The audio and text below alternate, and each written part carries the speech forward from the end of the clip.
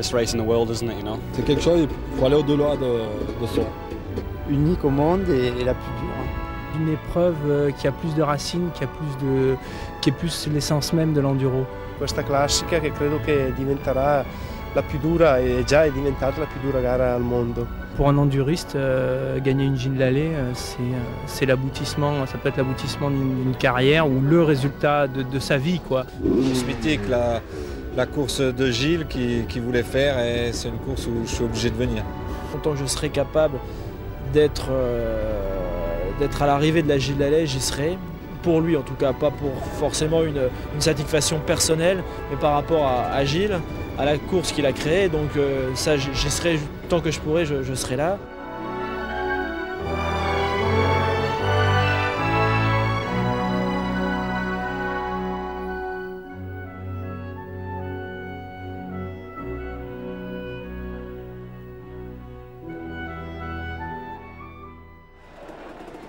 Pour la 6e édition de la Gilles Lallet Classique, il fait grand beau dans le Limousin. Soleil et température quasi estivales. Les 220 concurrents de la course la plus dure du monde se sont d'abord donné rendez-vous au pied de la cathédrale de Limoges. La plupart d'entre eux ont suivi une préparation de marathoniens afin d'arriver au sommet de leur forme pour ce jour tant attendu. Husqvarna Italie a dépêché Anders Eriksson, le champion du monde 400, et Arnaldo Nicoli pour contrer les Français. KTM Farioli a misé tous ses espoirs sur deux des plus grosses pointures de l'enduro mondial, Mario Rinaldi et Giovanni Sala. Mais si les sourires sont de circonstance, les pilotes étrangers savent surtout qu'il faudra compter sur deux redoutables adversaires. Cyril Esquirol tout d'abord, qui avait manqué la dernière édition suite à une blessure au Dakar, et Laurent Charbonnel qui porte cette année la plaque de numéro 1.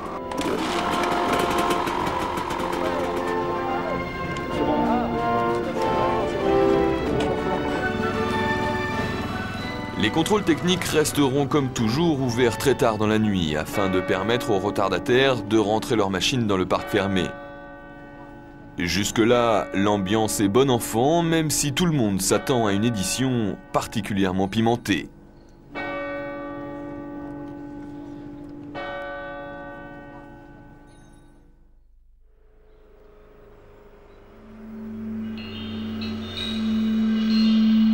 Samedi matin, la température est très douce et les prévisions pour la journée particulièrement optimistes. On devrait vivre une GLC tropicale et cette étonnante douceur gonfle le moral des troupes.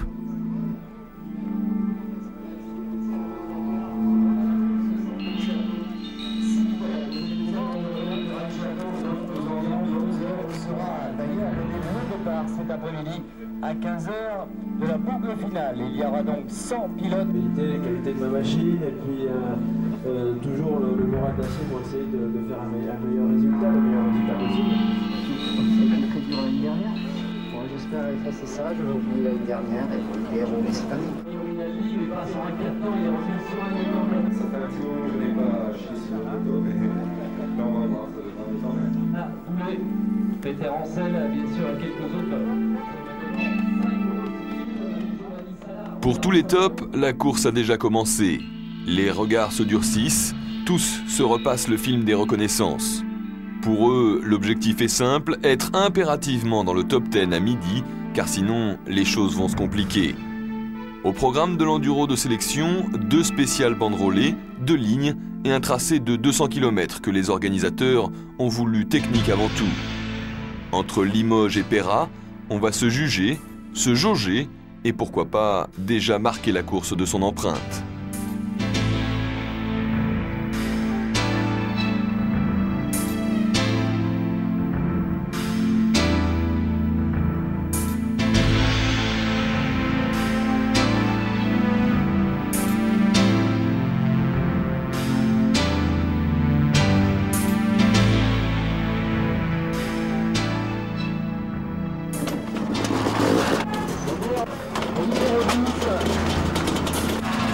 Et c'est parti pour 5 heures de mise en jambe. Sala ouvre la marche alors que le public est déjà là, malgré l'heure, et semble encore plus nombreux que les années précédentes. Tous sont venus voir les stars.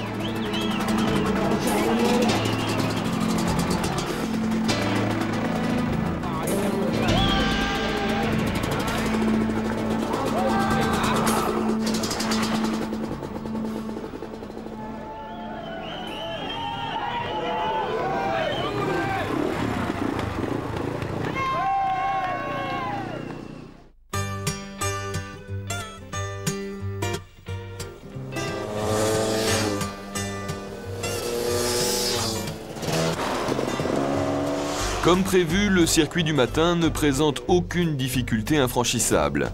Les temps sont assez larges en sortant de Limoges et vont logiquement se resserrer au fur et à mesure que les concurrents s'approcheront de Peral-Château.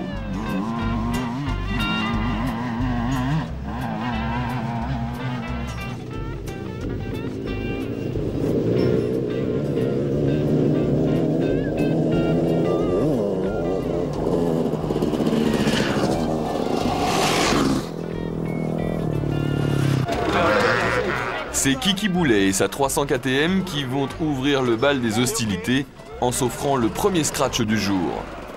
À Bourganeuf, alors que la brume matinale ne s'est pas encore levée, l'officiel KTM semble très à l'aise. Et le premier coup de théâtre, c'est l'abandon de David Frétinier, à cause d'un moteur serré. Les autres s'appliquent et profitent d'un terrain de jeu exceptionnellement sec, où la motricité et l'adhérence sont au maximum. Attaque totale donc, quel que soit le niveau, la motivation et l'ambition des participants. À Bourganeuf, c'est Esquirol qui va régler tout le monde, malgré Peter, malgré Salah, un signe de sa forme exceptionnelle.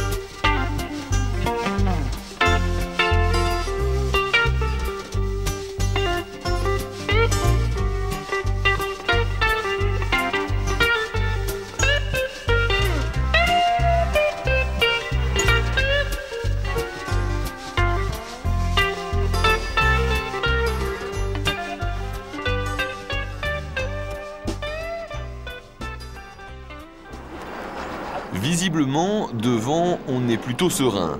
Pas d'excès, pas de prise de risques inutiles, les meilleurs enduristes de la planète enchaînent les kilomètres calmement et se préservent pour les choses sérieuses qui s'annoncent.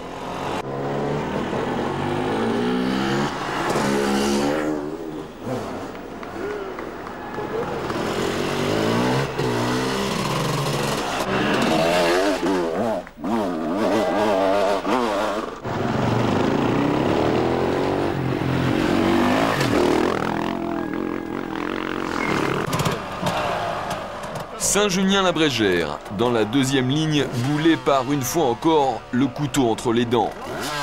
Roscoe n'est pas mal non plus, et Giovanni Sala laisse exploser tout son talent. Peter Hansel, lui, ne semble pas au mieux. Il faut dire que l'officiel Yamaha est resté cloué au lit pendant une bonne partie de la semaine précédant l'événement. Il assure donc son rang, sans écraser la concurrence, comme il l'avait fait l'an passé.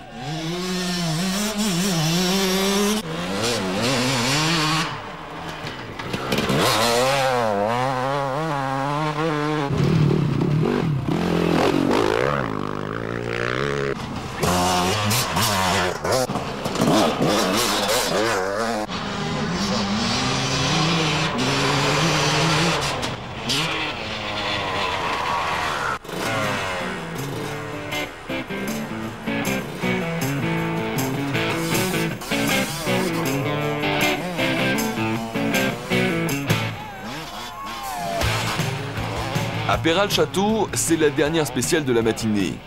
Lorsque Laurent Charbonnel s'élance, il sait que Cyril Esquirol a placé la barre très haut toute la matinée. Il sait aussi qu'il vient de signer les 2 derniers scratchs et qu'il ne doit laisser personne s'intercaler au classement afin de garder l'officiel Honda en ligne de mire cet après-midi. Avec le nouveau départ de la boucle finale, les top pilotes n'ont plus le droit de simplement assurer. C'est l'attaque qui prime.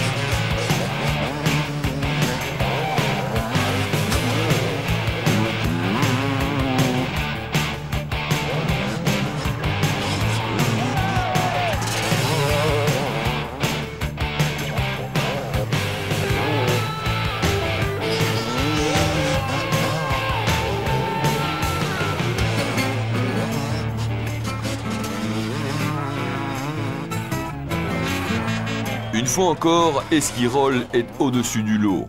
Une attaque démente, un rythme diabolique. Il ne laisse rien au hasard pour pouvoir s'élancer en tête l'après-midi. Ça va vite, très vite, à tel point que des garçons comme Nicoli, Eriksson, Pidou et même Peter Hansel semblent quelque peu dépassés par les événements.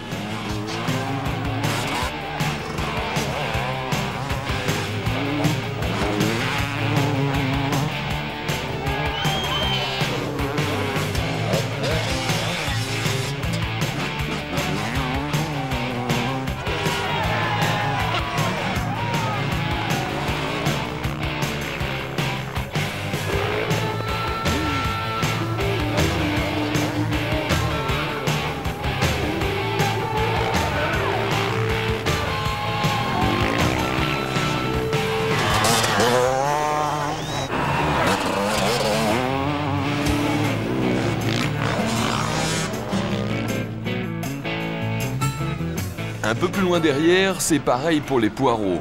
L'attaque prime pour espérer une qualification et avoir ainsi le droit d'aller se frotter aux moulards, aux pierriers et aux grimpettes de cette 6e Gilles Lallet classique. Car cette année, ce sont les 100 premiers scratch, toutes catégories confondues, qui décrochent leur ticket pour l'enfer vert. En attendant, les conditions de course sont tout simplement incroyables. Pas de boue, quasiment pas d'ornière, une adhérence maxi et du gros gaz, un vrai bonheur.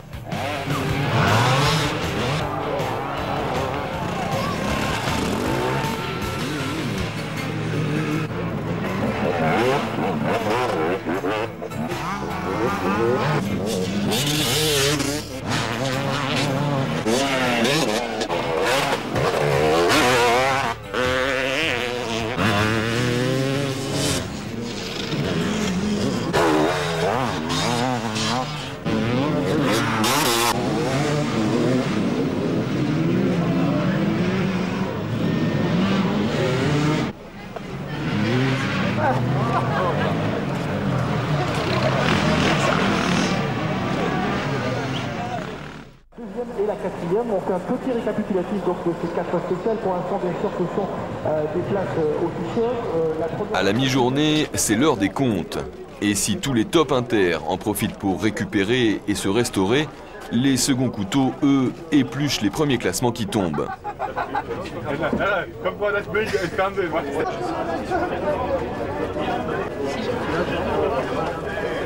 129. 150e. Bon, ça sera pour la prochaine fois. 10 minutes, je suis éliminé pour 10 minutes. Peut-être, je suis pas sûr. Il faut que j'aille voir. Mais j'embrasse ma famille. Quoi. Allez, au revoir, monsieur. Salut. L'an dernier, bien évidemment, dans la Gilles Lallet classique, comment ça se passe avec les différents types? Et c'est bien Cyril Esquirol qui va s'élancer le premier. Le double vainqueur de la Gilles Lallet classique semble plus décidé que jamais à inscrire une 3e fois son nom au palmarès de la course la plus dure du monde. Les autres patientent et se concentrent.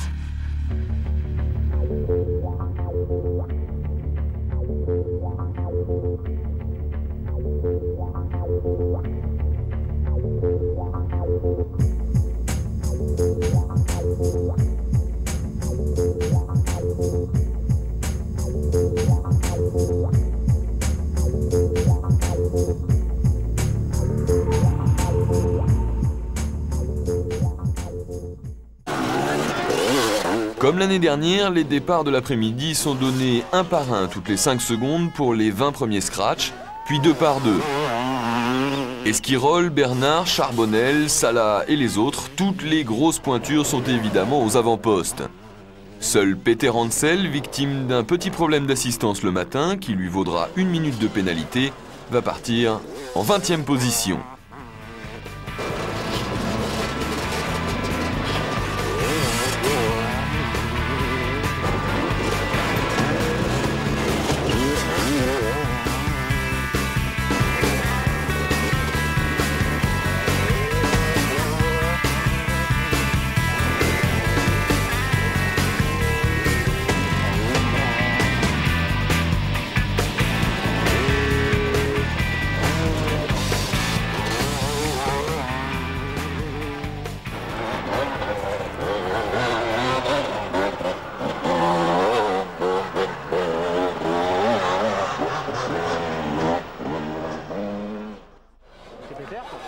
Quand les premiers arrivent à la côte de Longchaud, on comprend tout de suite que le rythme est encore plus rapide que les autres années. Il fait beau, les chemins sont absolument nickel et les pilotes n'ont jamais été aussi entraînés et motivés. Esquirol le reconnaîtra d'ailleurs plus tard, ils sont tous partis comme dans une spéciale en ligne de championnat. Seulement, cette spéciale-là allait durer plus de 5 heures, en tout cas pour les meilleurs, car dès le début, la sélection commence.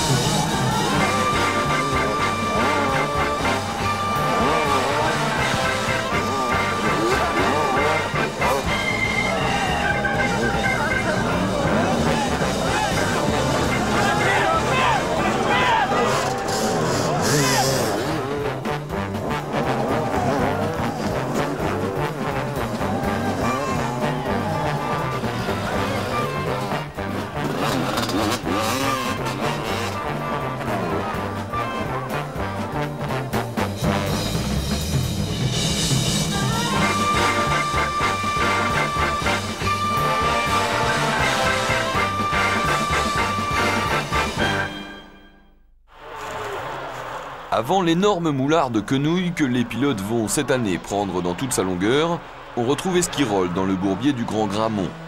Visiblement, il semble vouloir tuer la course assez vite. Pas une faute, pas une hésitation, il surfe sur le moulard en prenant bien soin de jeter un coup d'œil derrière lui à la sortie de la difficulté. Charbonnel n'est pas très loin derrière, suivent à peine plus loin Boulet et Bernard.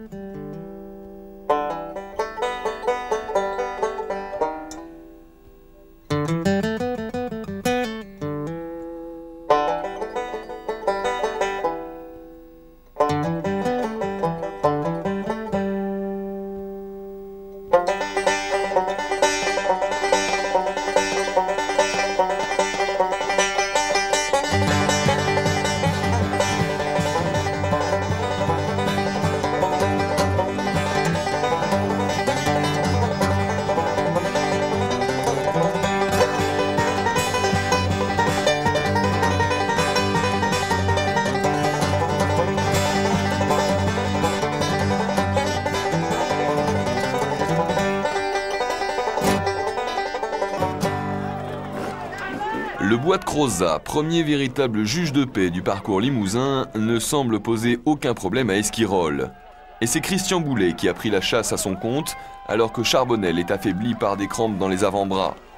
Il serre les dents, mais laisse échapper Esquirol, sans rien pouvoir faire pour l'instant.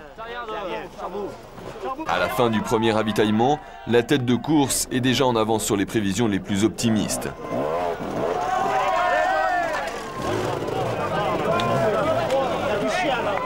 Il a du chien là.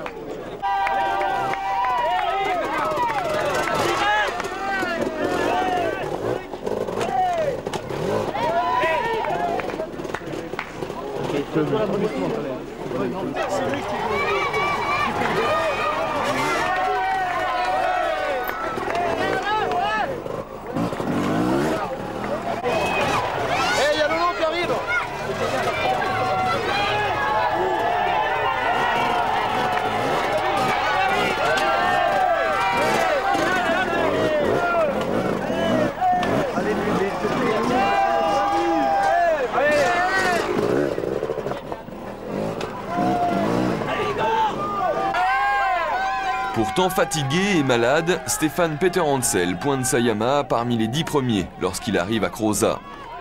45 minutes seulement après le départ, le plus grand pierrier de la GLC est littéralement avalé par les leaders, mais va faire mal aux poursuivants. Très mal même. On y verra un Ericsson hésitant, un Bouffiou allongé et plus tard un Nicoli suivi comme son ombre par un Tifosi. Comme toujours, le bois de Crozat fait des dégâts, ça tombe, ça pousse, ça tire, ça dérape, mais là encore, pour la plupart, ça finit par passer. Allez, vas-y!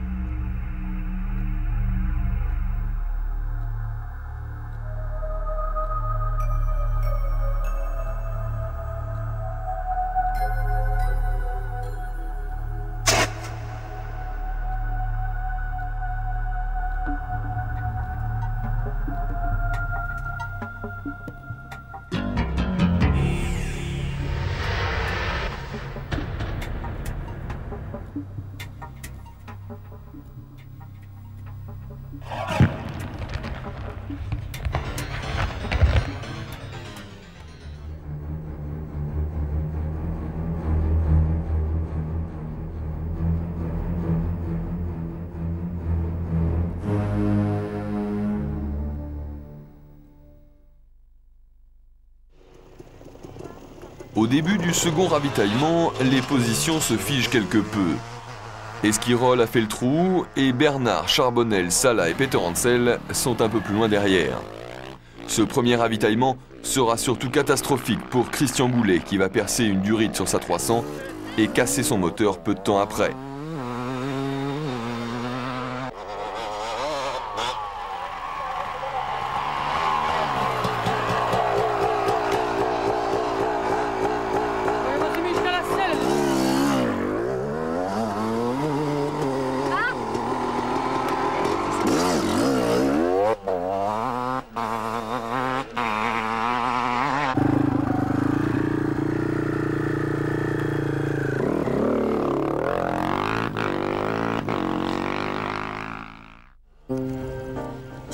Au pont de Beaumont, Esquirol a plus de 5 minutes d'avance sur Charbonnel.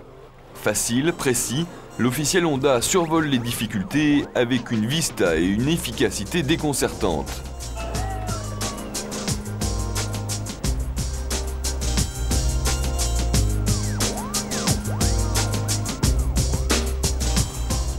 Éric Bernard, lui, garde le contact avec les hommes de tête Et Peter Hansel est déjà revenu 4e, à peine plus d'1 heure après le départ de la boucle finale. C'est dire la motivation du bonhomme qui, décidément, n'a pas l'intention de baisser les bras.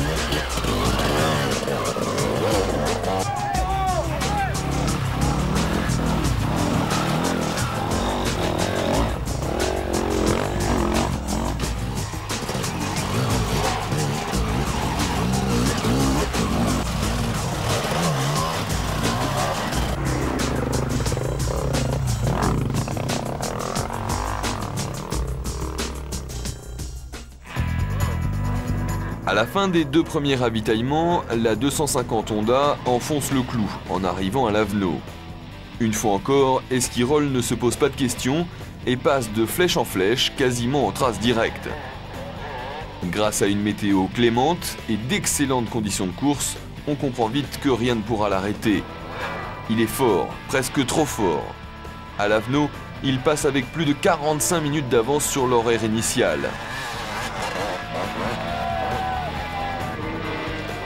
Derrière lui, David Castera a passé un Laurent Charbonnel qui additionne les erreurs. Il qualifiera d'ailleurs son début de course de catastrophique. On assiste aussi, quelques longueurs plus loin, à une superbe bagarre entre les 2 4-temps de Pidou et Bouffiou.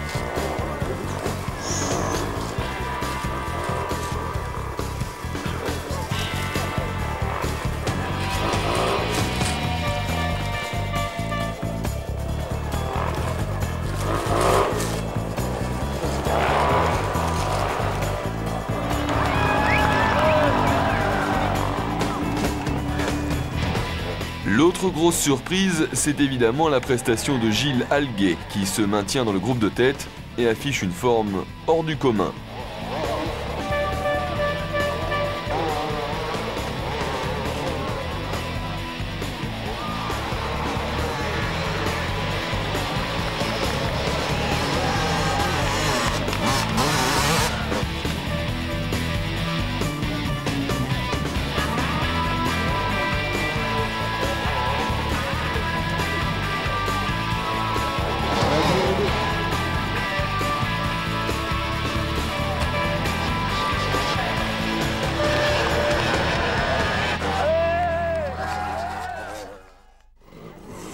À la tombée de la nuit, la cause semble entendue. Esquirol caracole en tête et augmente son avance à chaque ravitaillement. Derrière, Castera semble en mesure de garder Charbonnel à distance, et c'est bien là la grosse surprise de cette 6e GLC. Comme Peter Hansel, Castera a eu un programme particulièrement chargé depuis l'arrivée du Dakar, et n'a pu se consacrer que très tard à la préparation de la GLC. C'est lui, pourtant, qui a tenu à préparer lui-même sa 250 Yamaha. La suite est logique, un bon départ, très peu d'erreurs, et le voilà dans le bon wagon. À Cros, Charbonnel navigue 3 minutes derrière et ne lui reprend rien.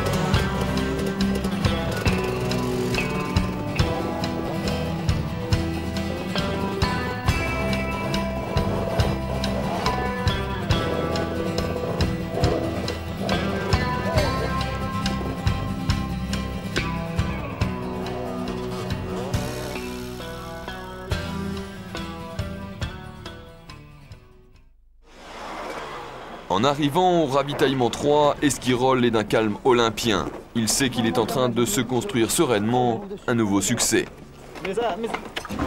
Lunettes. Tu mets ici, c'est bon, ça encore. C'est bon?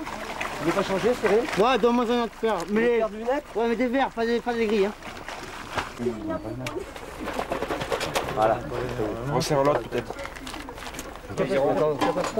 Non, non. Pas tes nombres de rechange. Pascal, c'est bon? Attends, 2 secondes. Pascal, 2 secondes.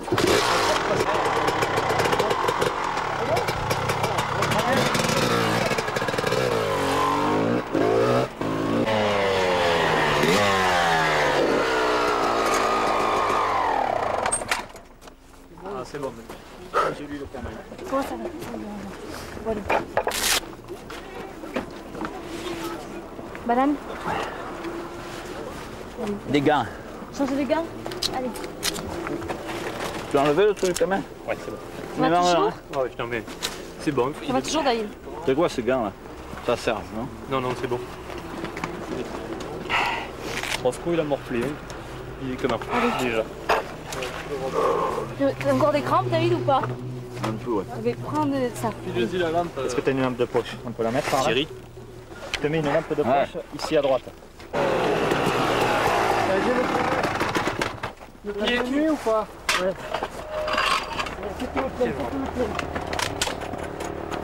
On le fera au prochain. On le fait au prochain. Allez, ma veste là.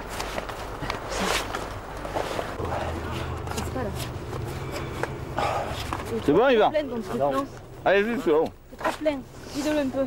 Ah putain, j'avais dû pas le remplir. Pardon. Refais-lui le nœud sur le côté. C'est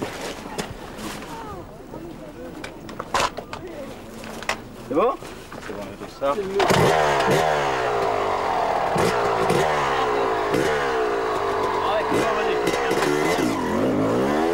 Tu veux repartir, Pascal? Juste, il n'y a pas de lumière. Allez, dépêchez-vous.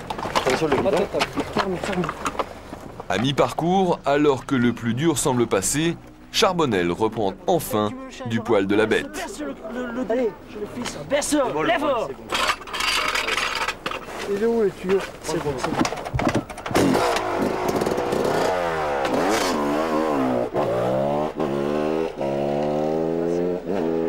Tu vas aller voir. Mais la roue arrière, elle commence pas à être un peu trop molle là? Non.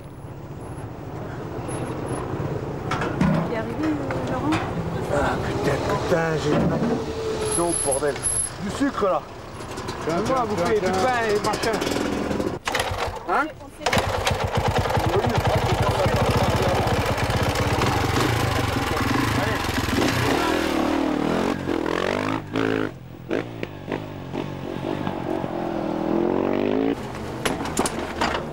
Les meilleurs prennent le temps de se changer pendant que les assistances papillonnent autour d'eux. On souffle, on essaie de récupérer et de visualiser la suite du programme en gommant la souffrance et les difficultés que l'on vient de rencontrer. Comment j'ai lu? T'as les gants? Oui, ils sont là les gants.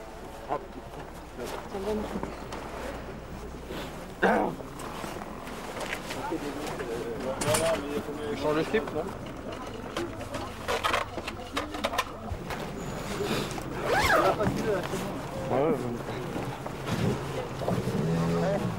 Attache-toi de ce côté.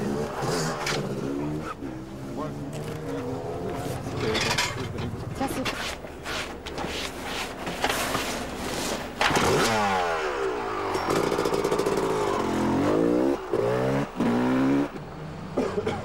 Ericsson et Nicoli ravitaillent ensemble. Trop loin désormais de la tête de course, les deux pointures de l'enduro mondial ont compris qu'ils ne graviraient pas en tête la mythique côte du Corbeau Mort. Mais au moins, ils seront à l'arrivée.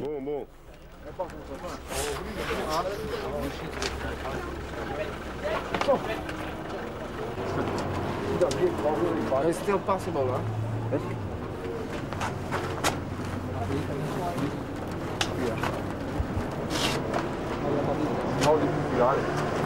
Fallo girare, guarda che ci vedo qui.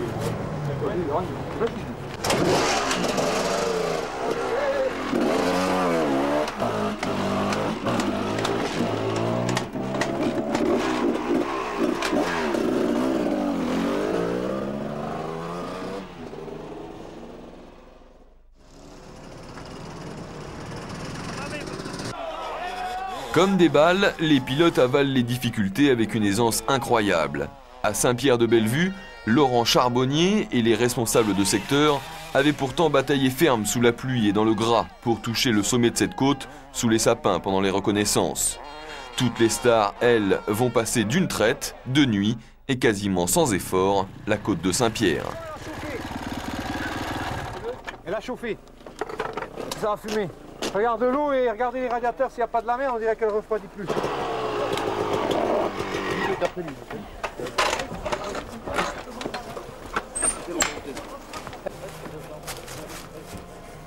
Ça va? T'as vu Laurent, Peter? T'es très bien là, t'es bien remonté ça.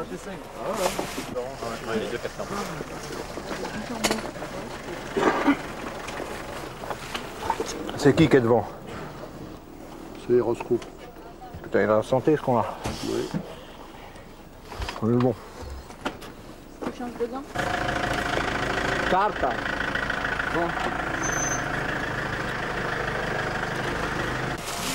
C'est pas grave. Je prie. Continue comme ça. Tous les bourbiers de Limousin, je me suis mis dedans. La lampe, je te la mets dans la banane.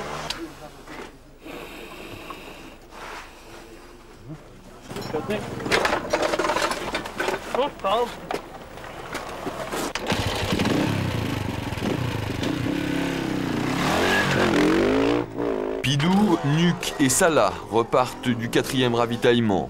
Il leur reste plus de 2 heures de moto, mais le moral est au beau fixe. Plus rien ne pourra les arrêter.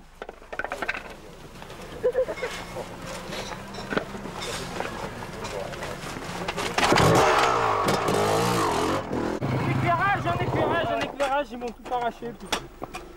Hop, Laurent, descends.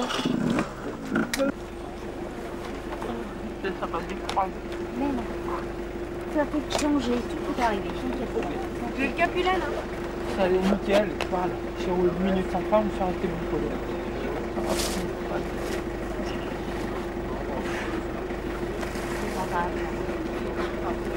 C'est bon, mais rien n'est perdu. C'est bon. C'est comme les pulls verts, faut les mettre tout seul. Je peux en faire un autre si je trouve encore Et là. plus sale. Merde, le truc là, ça va te faire chier.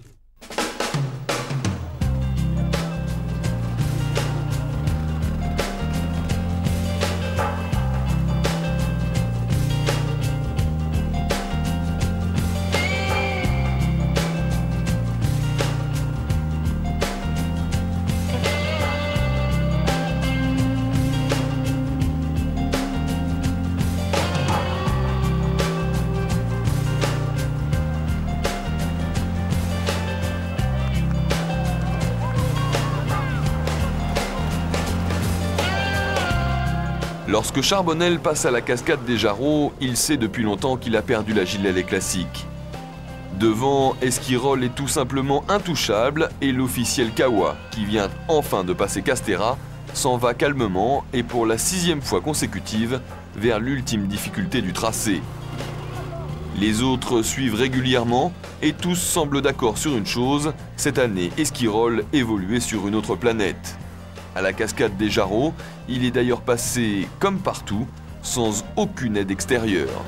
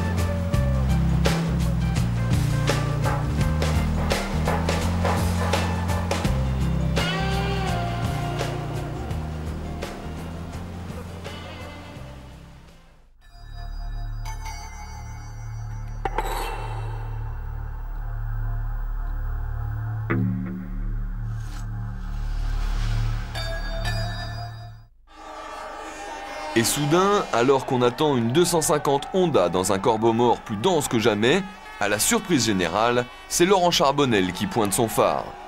Esquirol est coincé dans le dernier pierrier 3 km plus loin, la chaîne cassée et le guide-chaîne complètement tordu. Sans l'aide d'un spectateur providentiel, il aurait pu tout laisser tomber là. Terrible. Du coup, Charbonnel accroche une seconde GLC à son palmarès.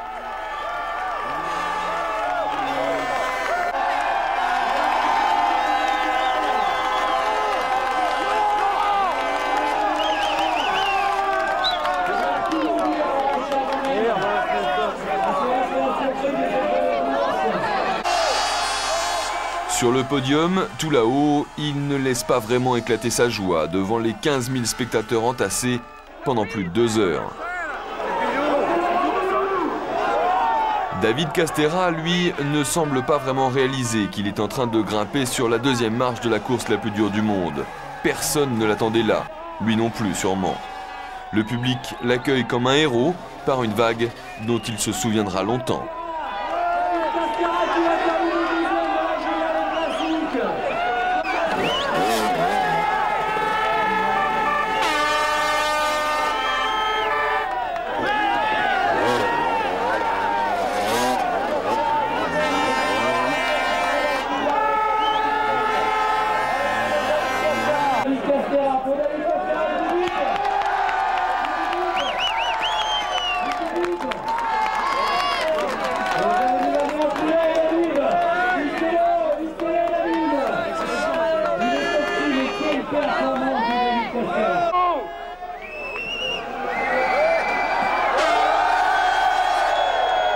Merci David, je te laisse à la presse. On le retrouvera tout à l'heure. Et puis, l'homme fort de la Gilles Lallet classique arrive enfin en bas du corbeau mort, forcément déçu, mais quand même 3e.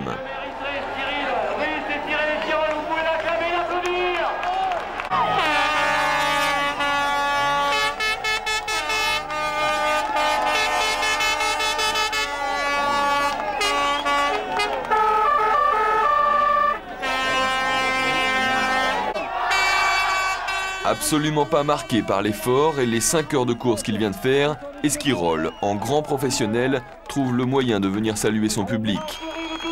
Pour tous, il restera le grand bonhomme de cette 6e GLC, même si la course en a décidé autrement.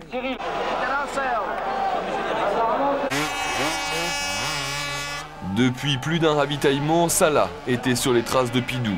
En grand champion, il va se battre jusqu'au bout pour gagner encore une place et terminer 4e.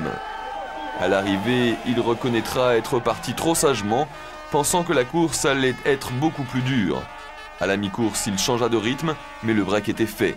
C'était trop tard pour espérer revenir sur les 3 hommes de tête.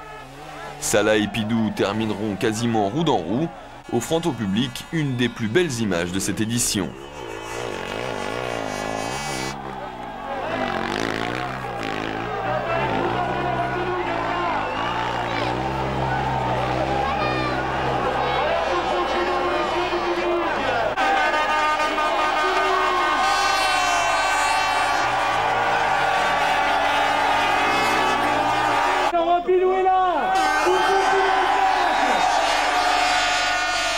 Cette année, ils seront 29 à franchir le corbeau mort, mais l'histoire ne retiendra qu'un nom, un seul, celui de Laurent Charbonnel, vainqueur de la Gilles Lallet Classique 97.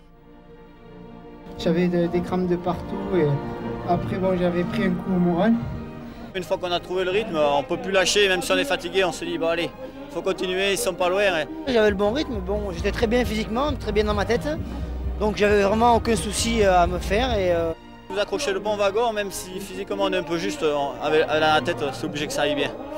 Bon, j'allais comme ça jusqu'au bout, jusqu'à la victoire, mais malheureusement, c'est le destin, c'est comme ça. Sono molto felice, anche perché questa gara dà delle emozioni incredibili che altre gare non danno. I have problem in the stones, so I think everybody have. Oggi c'era parecchio fango e il pubblico francese, come al solito, è stato fantastico, devo ringraziarlo. The public is great, really great public. Yeah, in the stones and the hills, the publicum is super. J'ai voulu arrêter 50 fois. C'est la première fois que je voulais m'arrêter aussi souvent parce que quand on se bat dans des conditions difficiles en étant en bonne santé, c'est déjà très dur. Mais là c'était l'apocalypse pour moi. Donc il a vraiment fallu trouver la motivation. Pas de la 10e place, mais au moins franchir la côte du Corbeau Mort. C'était la seule motivation, quoi. Mais je suis vraiment content, là je le vis, je suis très content, surtout le public, je pense qu'il est content aussi pour tout le monde. Et c'est intéressant parce que bon, il y a pas mal de pilotes qui sont venus, des bons pilotes, donc c'est intéressant.